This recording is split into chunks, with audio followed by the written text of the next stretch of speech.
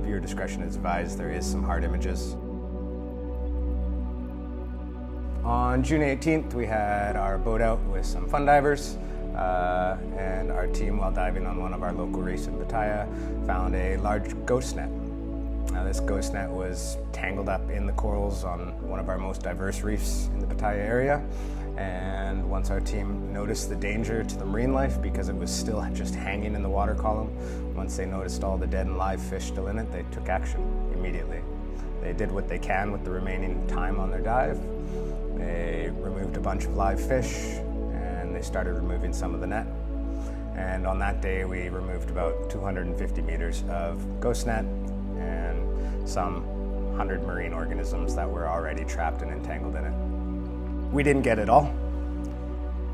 When the team came back after that dive, they explained that there was still a lot of net left down there. One of the other dive teams said that the net went on forever. After hearing that, I made a plan to organize our boat and send it out the following day with a full team of divers to go and take care of whatever was left to make sure that it did as minimal damage as possible. We needed to act quickly. The longer these nets are left suspended in the water column on our reefs, the more damage that they're going to do. The following day, we all met up. After a call out on Facebook the previous day, we got about 7 divers, all expats from the Pattaya community, all highly experienced divers. Thai Ocean Academy was sending our boat out free of charge. There was no cost to anybody. We just needed manpower that had some skills to do this safely. Also on that day, we had a big portion of our Thai Ocean Academy team, and we're very skilled. We're trained. We do courses with the Thai government. We do courses with local NGOs and other conservation agencies to make sure that we know how to do this safely and professionally.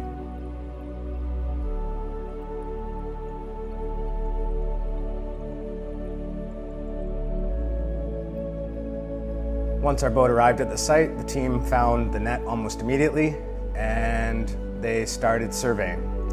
As part of our net removal protocol, we want to collect photo evidence, documentation, as well as data, and all of these things are used for research and advocacy for more protections of our marine environments and to understand the damage that is being done on a regular basis. But the most depressing and the hardest part for our team yesterday was the sight of a dead Hawksbill turtle. Now, this turtle, as soon as we saw it, we swam towards it. We tried to see if there was any life left in it, but it had already gone. A turtle, when it gets caught in these nets, is stuck underwater. A turtle needs air to breathe, and when it gets caught in these nets, it cannot surface to breathe, and if it can't breathe, it drowns. And that's what happened to this turtle. This is a turtle that our team is familiar with, that we see on our dive sites. We've been documenting it for 2.5 years. It was a resident turtle, and now it's gone. This turtle was not a juvenile, maybe 4 to 6 years old. We guess 5 years old. It was not quite at maturity yet, and that's depressing. As soon as we knew there was a turtle in the net, some of the team came back to the boat and contacted me immediately. At that point, we have a protected species, and we need to make contact with relevant authorities. So I began reaching out to all my network within Thailand to get the correct people involved. These people involve agencies and non-NGOs like Love Wildlife. This includes agencies like the DMCR, the Thai Department of Marine and Coastal Resources, and through them they connected us with the Sea Turtle Conservation Center in Satahip.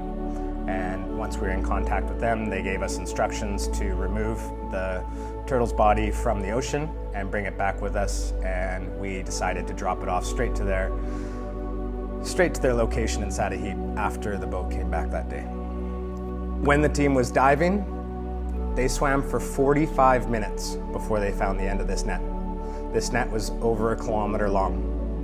It was over 1 kilometer long, and it was covering our reef from about 4 meters all the way down to 15 meters. That is a huge net. And the amount of live fish and dead fish and marine life and corals caught in that net was sickening and totally preventable. So our team went to work. The first divers went and did documentation. The second divers did data collection, writing down what was in the net, what was alive, what was dead, what was impacted. And then the rest of the team started cutting out live organisms first. And once the live organisms were cut out, then the dead organisms. The dead organisms were released back to the environment so that there can be some sort of victory in their death and food for the environment. And then after a portion of the net was cleaned of all the living and dead organisms, at that point we start to cut the net into sections, rolling it up and bringing it back to the boat piece by piece. Now, we planned on going out and doing one dive, one tank, and that's usually what we need to clean up these nets when we find them. We ended up diving for nearly 6 hours, and after diving for 6 hours, the team successfully removed all parts of the net and then did a final survey of the entire area to see all the damages and do a final documentation of what's happened after we've removed everything. The impact of this net was huge. After we compiled all the data, we found that there was over 500 affected marine organisms, both living and dead. There was sharks, there was rays, there was all sorts of important reef fish, there's barracudas, there was over 300 squirrelfish, which are a very important part of our reef. When we made the original call after finding the net for help, and we only got 7 divers, that was okay. We had contacted people that needed to be contacted, and unfortunately the resources just weren't there for anybody else to take action. We were the only ones that were able to take action, and we had to. This is our home, it's our responsibility. We didn't make any money doing this. In fact, we lost a good chunk of money for a small dive center in doing this activity, but it's the right thing to do. This is not about profits, this is not about income, this is about what's right and taking care of our oceans and leading by example. Without us, if that net had stayed down for another day, another 5 hours, another week, who knows? The amount of damage could have been incredible. Just the damage from the net being down there for 1, 2, maybe 3 days was immense and depressing. If this video has affected you, if while watching this and seeing the images and seeing the videos has made you feel something inside, share it. This video needs to go far and wide. This video needs to make people care. This video needs to be hard. And this video needs to be a call to action for everybody in this world, not just scuba divers, not just people who work and live in the ocean, but for everybody. We need more people who care. We need more people who take action. And this is bigger than just changing the straw you drink from. This is bigger than just not using plastic. This is about the health of our oceans and the ecosystems that sustain it. And coral reefs are a very important part of that. And they are degrading and being damaged daily all over the world. They are being impacted by sunscreen and tourism. They're being impacted by poor scuba divers who break corals. They're being impacted by discarded fishing gear and poor regulations. They're being impacted by global warming and bleaching. There's so many things going on, and there's so much work that needs to be done to find answers and solutions before it's too late. So, what can we do? How can we help? How can you as a non-scuba diver help? What actions can people take? When you decide to share this post, you are having a positive impact. When you decide to go snorkeling in the ocean and you spend an extra 5 minutes to read the Google reviews and see whether that dive center or that snorkeling operation is actually having a positive impact, then you are having a positive impact, and you're making a choice to support an agency or an organization that is doing good. And that's what these agencies and organizations need.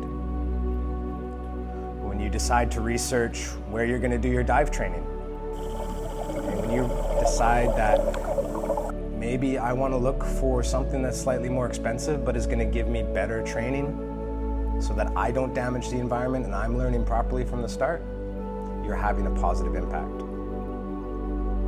When you go home with your family and you talk to them about the dangers or what the ocean is in danger of, When you talk to them about these hazards and these problems, when you share these stories with them, you're having a positive impact. One of the most important things you can do is question everything. Question the way you train to dive. Question the way you're told to clean up the ocean. Ask yourself if what you're doing is actually having a positive impact. Another huge thing that people can do who are not scuba divers is choose not to eat fish for 1 day a year. If everybody in the world chose to not eat fish for 1 day a year, it would reduce the demand, and by reducing the demand, we reduce the amount of fishing boats that are out there. By reducing the amount of fishing boats that are out there, we reduce the amount of ghost nets that are going to be coming into contact with our local reefs. Don't eat fish for 1 day a year when you would choose to. The day you think, oh, this is my sushi day, just 1 day a year. Say, no, I'm not going to eat sushi. I'm going to go eat a cow or a chicken or something. If you can do it 1 day a month, that's even better. The less we eat fish, the less demand there's going to be. If this video impacted you, if this message is clear to you, then the next time that you go for a seafood dinner, remember this turtle. The turtle in this video, its name was Kaiju. It was originally found by one of the Thai Ocean Academy team just over 2 years ago, almost 3 years ago. And when we find these turtles, we get to name them, and there's a database of these turtles, and we track them all over the Gulf of Thailand. This is through ATMEC and a Facebook page called Tao Ao Tale, which is basically turtles of the Gulf of Thailand. And when we found this turtle and got the photos to them, and they told us who it was, and the fact that one of our team members had been the one that had named it, it broke our hearts. This is a turtle that we had known, that we had photographed on multiple occasions, and one of my colleagues and myself both had to reach out to the young lady who had named it and tell her before this comes out on social media, and that's hard. Remember this story about this turtle. It died in vain because we eat fish. It died in vain because there isn't proper regulations in the Thai fishing industry. It died in vain because of greed. It died in vain because of poor education. Get yourself educated, learn. If you don't know where to learn, message us, comment on this thread. Tell me where you are in the world, and I will find a place that is doing good work for you. Personally, I will do that. I know places from the North Pole to the South Pole and all the way across the world that are doing good work. And if I don't know somewhere, I can find someone who does. If you think that you're involved in something that's not proper, send us a message. I can explain to you how I would do it. And sometimes the things we do are hard too. Sometimes we need to learn. Sometimes there's ways we can do it better also. The biggest thing is thank you if you're still following along. Take these messages. Take these and remember them. Share this post. Comment below with any questions you have about anything we're doing. If you see something in the video that you're not sure about, ask. We will respond. If you want to get involved, ask. We will respond. There is lots of action, and we need more people that take action for our oceans. Our oceans need everyone in this world now more than ever.